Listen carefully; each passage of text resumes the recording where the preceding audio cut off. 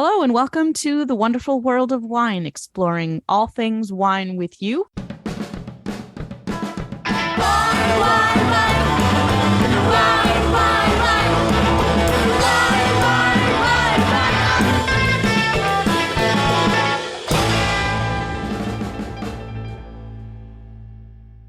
We are your hosts, Kim and Mark. How are you this week, Mark? Everything is great, Kim, and yourself? Good. Everything's fine. It's always good to get together and chat wine and food. And this week's show, we're actually going to talk a lot about restaurants and wine in restaurants and wines and wine tastings that sometimes can be in a restaurant and various things about dining and what you should do if you are out when you order some wine and how the industry right now and the state of the world is impacting restaurants and wine. Yeah, things are changing, as you know, Kim, which we'll talk about. And I'll be hitting you with a lot of questions since you had worked in the wine industry a lot. So what was the first article you'd like to start with? So the first article that we have is about ordering wine in a restaurant. And should you order by the bottle or should you order by the glass? And what are the benefits of those? I always feel like these articles are interesting because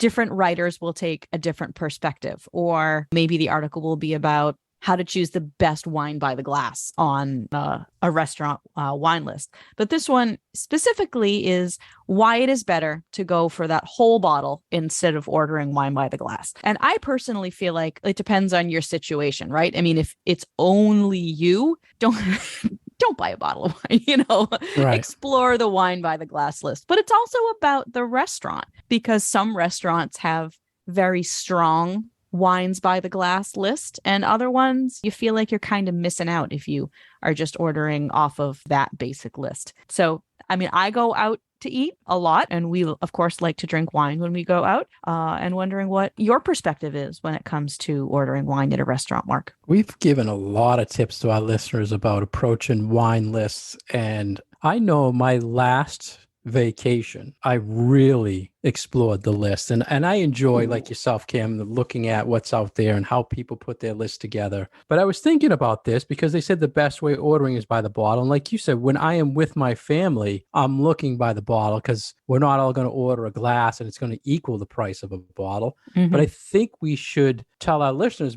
maybe the pricing structure, just so they have an idea. In a restaurant, when you order a bottle, usually it's priced at like 2 to 3 times what that bottle would be in a retail store for a lot of good reasons. And by the glass, it's usually one glass is usually the price maybe that the restaurant would pay for a whole bottle. So there is a whole structure and reason why it's more economical for you to buy a bottle if you're with a bunch of people. But there's also, like you said earlier, if you're by yourself or you just want to explore something you never had and they have it by the glass, it's also a good option. So it's one of those do this or do that. What's the best thing? But in this article, it's saying why the bottle is better. So what did you take from their suggestions, Kim?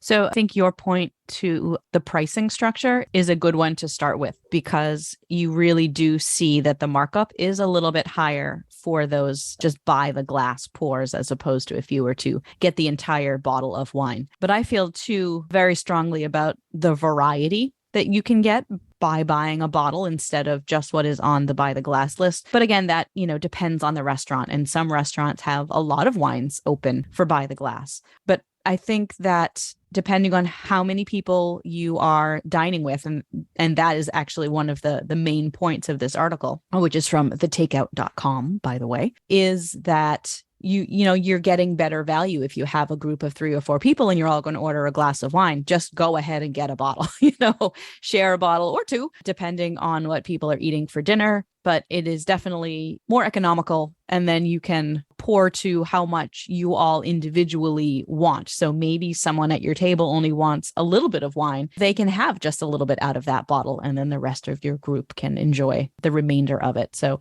I think that is a good recommendation. And there is, I think, something to be said for being able to see for yourself how much is being poured in your glass instead of having it poured behind the bar and then brought to you. Yeah, you went right to the question I had for you next, Kim.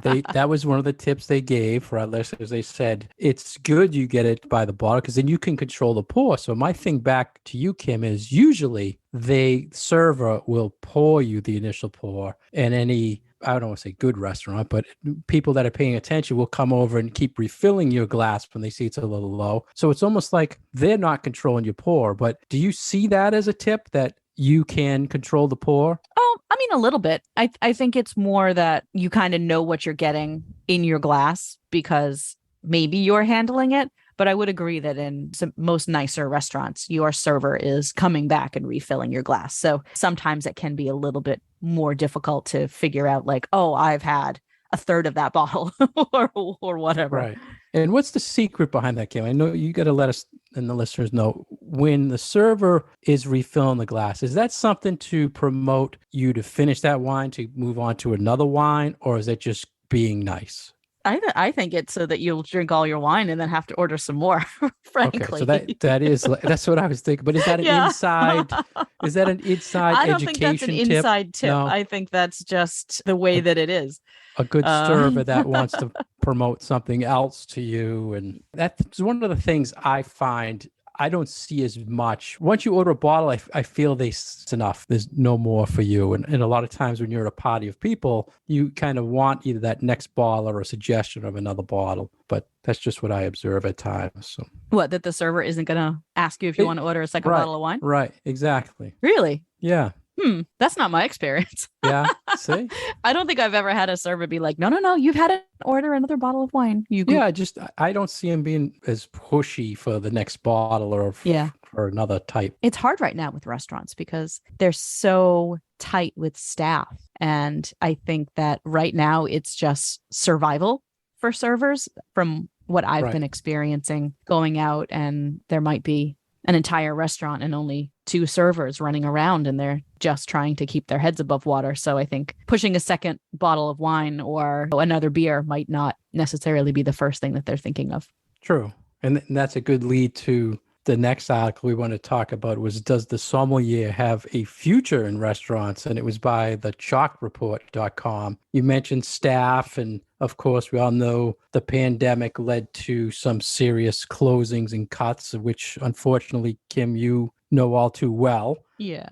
And leads to the point now, because of all this, are the sommeliers going away and they're just relying on wait staff? So I think that's what this article was hitting on. Mm-hmm. What was your take on how they looked at it? Yeah, so it does seem to be, I mean, Boston has never been, I think, a city that has had a lot of fine dining restaurants with dedicated sommeliers. We had when I was at Legal Seafoods, we had 2 of our 2 biggest flagship restaurants had dedicated somms who were responsible for the wine lists and the wine service. But most restaurants in this city have never really had a tradition of having a dedicated somm on staff.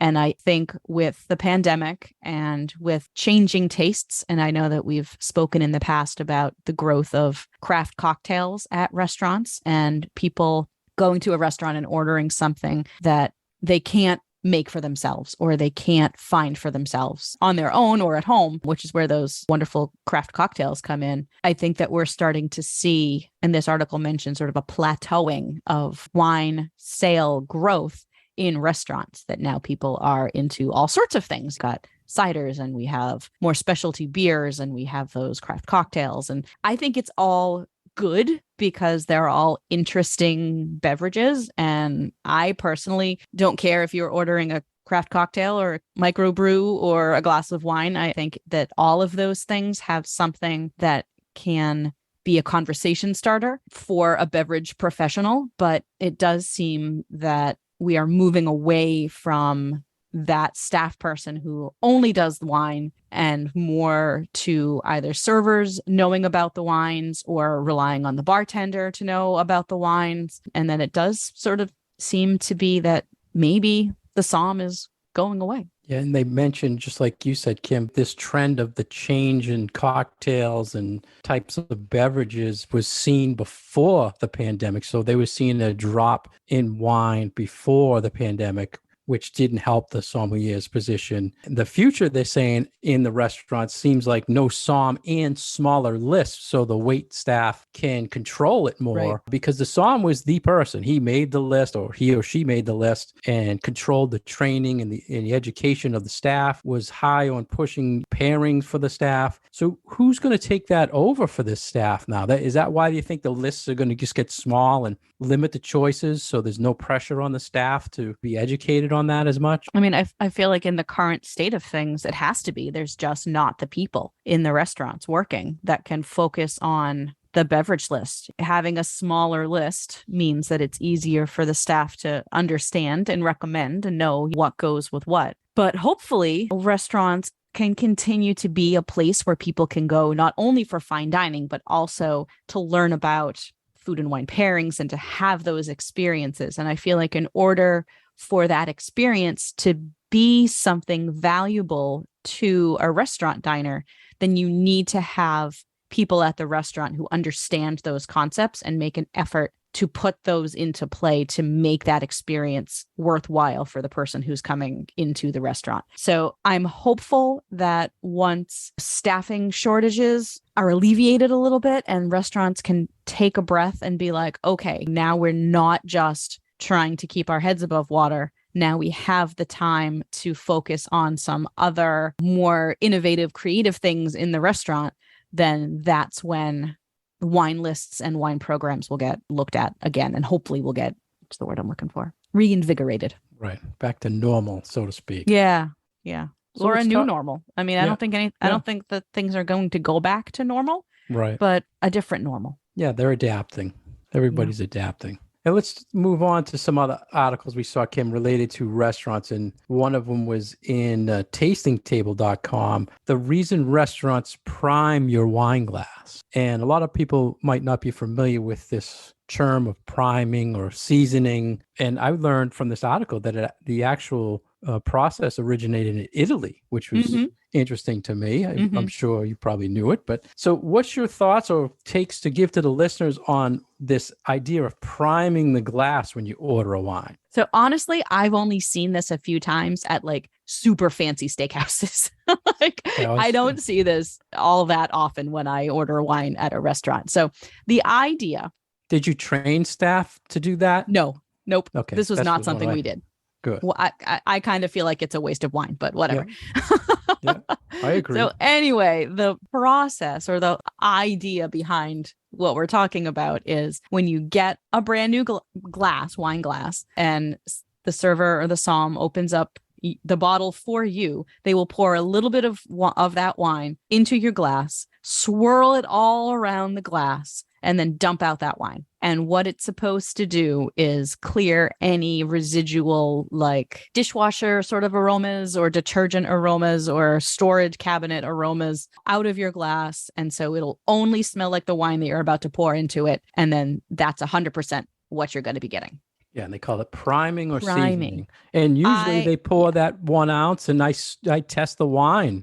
It's usually I'll swirl that what they pour and I taste it, make sure it's okay. But I've never, like you said, seen them dump it. And I'm certain years ago, wasn't the whole idea of the som wearing was it the pewter cup they would pour in the cup and discard it or test it that way as well. But this is different. That's for them to taste. That was in the taste. And know. At that time, they still didn't swirl it and throw it in your glass, as far as I know. So interesting look at it.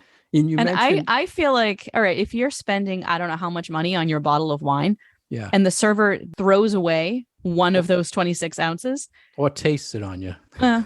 Yeah. But I would be more but if they taste it. They pour an ounce in my glass, swirl it around, and then get rid of it. It's like, yeah. Or they taste it. That's my money there, dude. You can lose 2 ounces. You mentioned one of the reasons, the residual of like wood cabinets, and this is an issue for me all the time, Kim, in my house. Yeah, me too. Cedar dining room cabinet. My wife always puts my wine glasses in it, and all I smell is cedar. So I really have to do this and swirl the wine and dump it because it has this aroma of the cabinet, and I think it's the worst thing going. Yeah, I feel like I have to if I bring up wine glasses from downstairs because I sometimes will store my excess wine glasses in my basement. I have to rewash them all because they smell like basement. Yeah. And it's like even if I like swirl some air around in the glass, it still very much smells like basement. Yeah. So yeah, you And don't want your wine smelling like basement. no. Another follow up to the priming of the glass was a vinepair.com article that said why you should never rinse that glass with water. Is this something you enforced, Kim, or can tell the listeners what you think about it? This is one that I see more often, and especially at wine tastings, I will often, if I reach for that pitcher of water to rinse my glass out, I've had folks behind the table who are pouring their wines for tastings tell me not to do that. Like, don't do it with water. Here, have a little bit of wine. They'll swirl the wine around the glass and that will clean out whatever I had previously had in my glass. And especially for professional tastings when you might be bouncing around like all over the place for styles. We try sometimes to like start with whites and then move on to reds, but sometimes something just catches your eye and you're like, ooh, I wasn't going to taste reds right now, but that looks really cool. I need to have a little bit of that in my glass. And then you have pink wine the next time you want to go do some white. So the idea is that even a tiny little bit of water at the bottom of your glass is going to dilute whatever your tasting sample is, because tasting samples are tiny. They're probably a half an ounce to an ounce, depending on how generous the pourer is going to be. So if you think of how much of a percentage of that could be some water left at the bottom of your glass, it does make sense. I think if you want to get the full personality of that wine, to not rinse it with water, but I am guilty of this one. Yeah, I hear you. So to prime or rinse, use wine. Or use it's better, and then swirl it to really, clean it out before your first pour or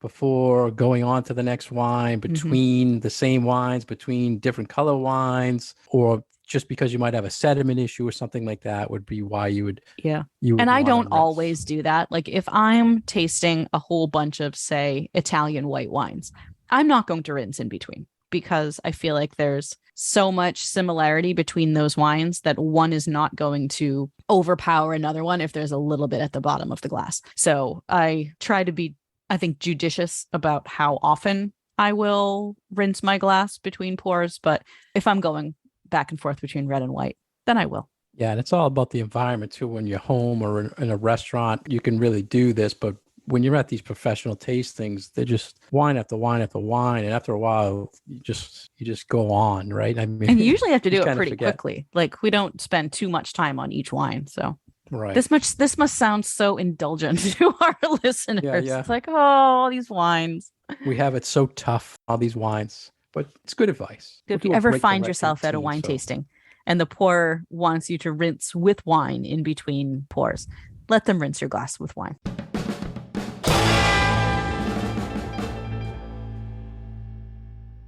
You're listening to The Wonderful World of Wine, and we are your hosts, Mark Lindsay and Kim Simone, exploring all things wine with you. If you'd like more information about Kim, please go to her website at commonwealthwineschool.com. For information about myself, please go to franklinliquors.com. You can find us on Facebook at The Wonderful World of Wine. We'd like any questions or comments you'd have. For past episodes, you can find us on SoundCloud or iTunes. Today, we're talking about restaurant related items. We mentioned about reasons restaurants prime your glasses, why you should buy maybe a bottle instead of a glass. Next article we'd like to talk about was from mydroll.com, interesting site.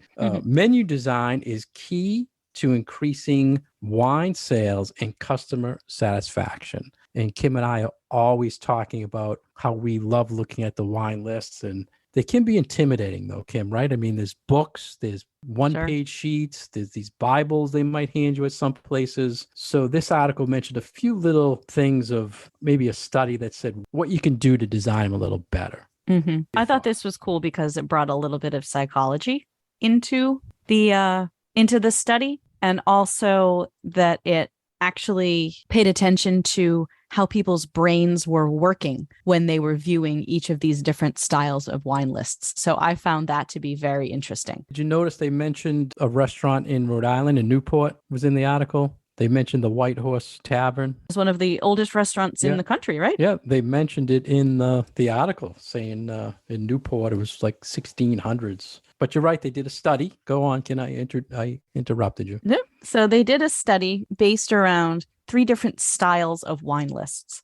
And one was just the names of the wines, vintages, prices, but no information beyond that about the wine. And then they had the wines with some descriptions on a second style of wine list. On the third, there was the wine, a description of the wine, and then suggestions of food pairings or dish pairings with those wines. What they found was that the wine list that only had the name of the bottle and the vintage didn't really make people's brains work so much. I think it was like people just sort of scanned them and didn't really have any type of real reaction to them. But interestingly, for the second and the third, people, their brainwaves were, they were engaged with those wine lists. So they were actually thinking about what those descriptions meant and thinking about what those pairings were all about. And I thought that was really fascinating. It is, because menus with descriptions and food pairings are rare. I mean, they are. All we see is that first choice of vintage and price, and it all kind of blends in. So it makes sense to put a little bit more that people be more receptive to it. Mm-hmm.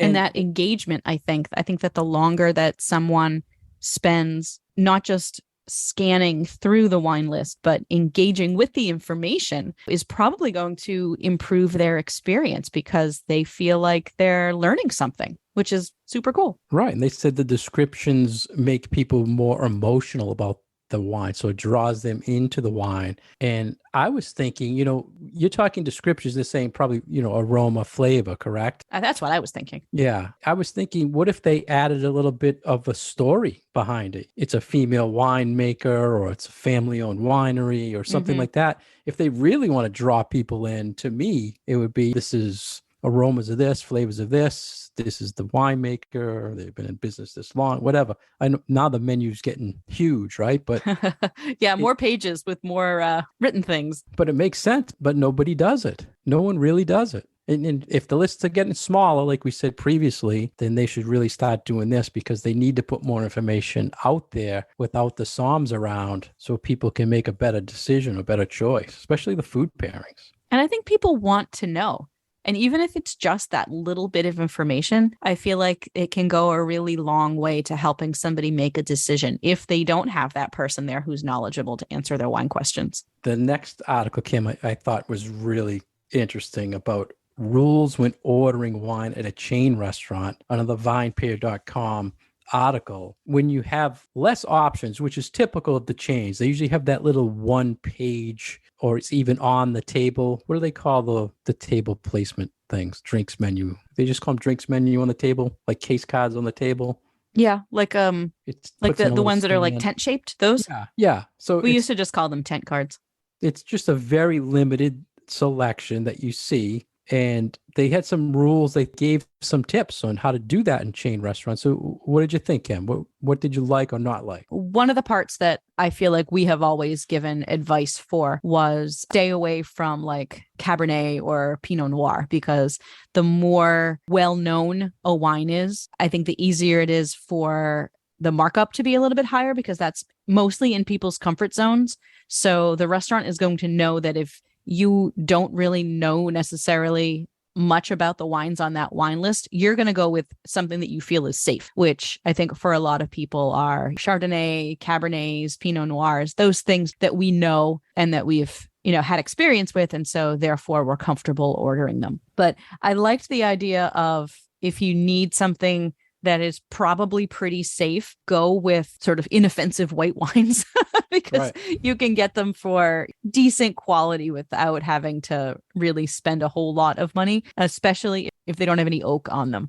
So like stay away from Chardonnays, but Sauvignon Blancs are usually a pretty good find. And their thought was it's easier to pair with the food typically you would get. And you mentioned the reds. For reds, they were saying try red blends instead of those cabs or the Pinots as a suggestion. So that was kind of a different look at red wines. Mm-hmm. And they stated again, it's just guidelines. One of the things I thought was unusual, they didn't kind of mention the freshness thing about maybe if you ordered in these chain restaurants, maybe by the glass. A lot of times things have been sitting around for a while and stuff like that. But just a Well, I think it would depend quick on the tip. size of the restaurant. There are some volume places done.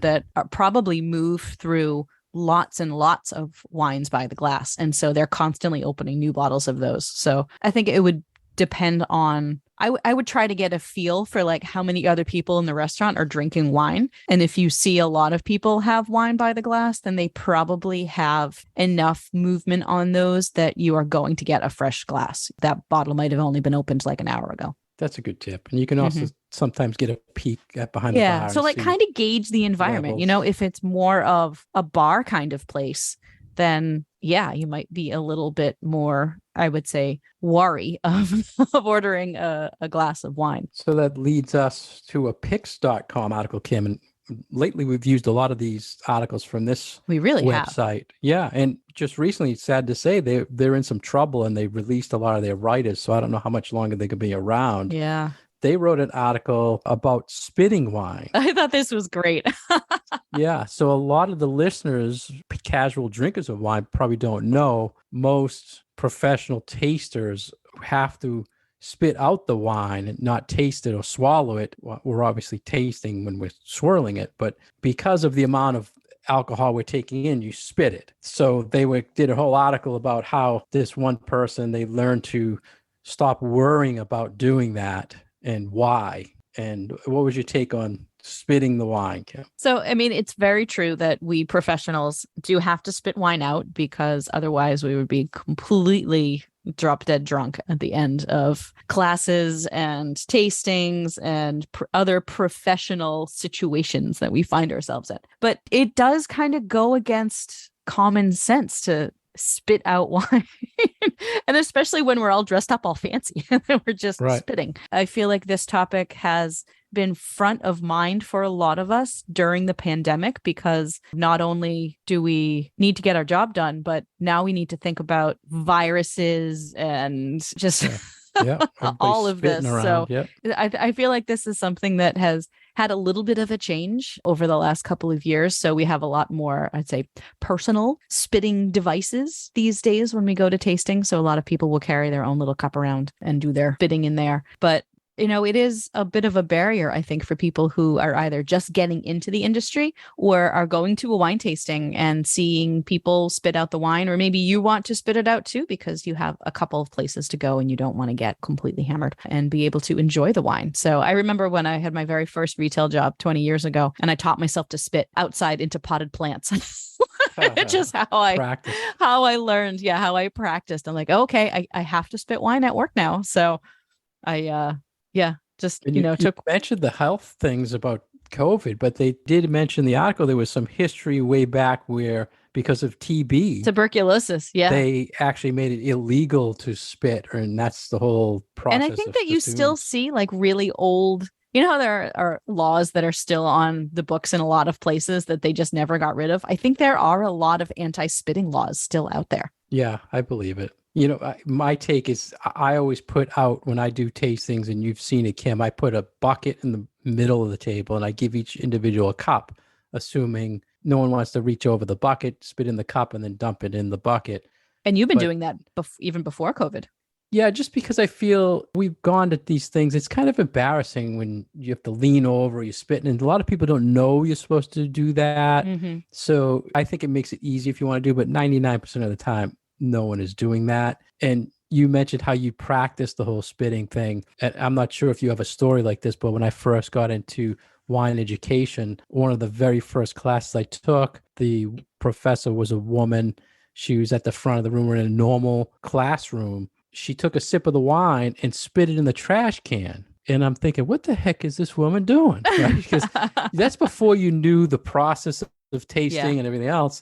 But she, like you, would stand one side of the chalkboard and spit, 5-6 feet into the bucket, which was the trash. I felt bad for the custodian, but it's just, it's messy. They don't recommend you wearing white. Never wear white to a wine tasting. It can be embarrassing. You always end up drooling or dribbling on yourself. And like you said, during the COVID, it's you feel kind of strange when you're reaching towards the spit bucket now. But that's all about spitting. The listeners are probably saying, wow. And Kim was saying earlier, it's a waste when, the server swirls the wine and throws it away. It's also kind of a waste when we spit it too, but we're still tasting it. Kind of like, yeah. And then spitting sparkling wine, sometimes it'll, go up your nose. Yeah. Sometimes it can be a bit of a hassle, but also a professional necessity. The hard things we go through to taste wine. The listeners will probably say, oh, we feel sorry for you. I know. Those poor wine people having to spit their wines out. So the last thing we had was from cntraveler.com. Just quickly, 6 mistakes made when you go to wine tastings, which could also relate to when you go to a restaurant for tasting wine. Correct, Kim? Mm-hmm. I do want to highlight my favorite one here. Okay, what is it? Which is don't wear perfume or aftershave. Yes. This is always something that we tell our students in the wine school as you're coming to class. Don't wear anything that smells really strongly. We went out to dinner the other night and our server had so much perfume on that I thought that my beer smelled like her perfume. Oh, wow. Yeah. Yeah, so, people are saying why, but if you can't take any aromas away from the wine or your food, for that matter. So especially a lot of times you might be in a smaller room during these tastings or in a smaller restaurant. And if people just don't know.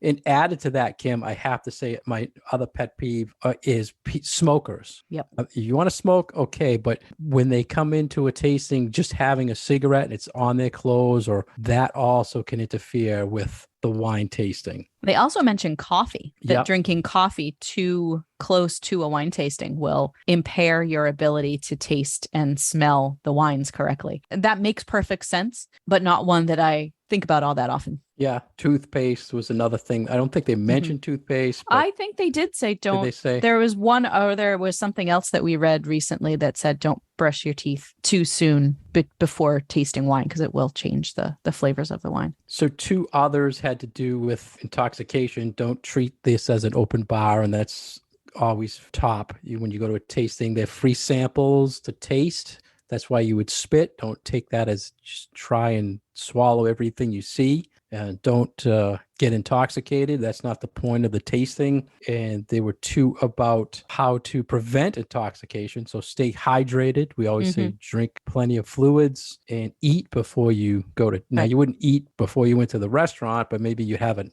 appetizer or something before you have that first. Yep. Protein and carbs. Get protein and carbs in you before you drink wine, and that will definitely help with the absorption of the alcohol. So you will slow down your intoxication rate. I think a new one that had to be added to this when you were talking about the perfume was because of COVID, everybody had hand sanitizer. And some of the companies were making just pure grain alcohol tubs smelling. It was just like rubbing your hands with vodka. Yeah, it totally took away from the tastings. But so anything else? We covered so many things on restaurants. Hope the listeners got some tips out of one of these articles. For the next time you go out to a restaurant, order some wine, or go to a tasting room or a winery or anything having to do with learning a little bit more about wine and tasting along the way.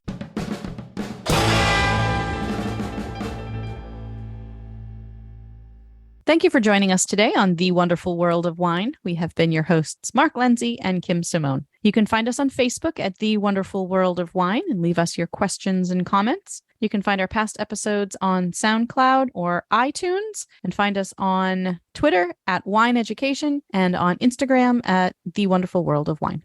Cheers.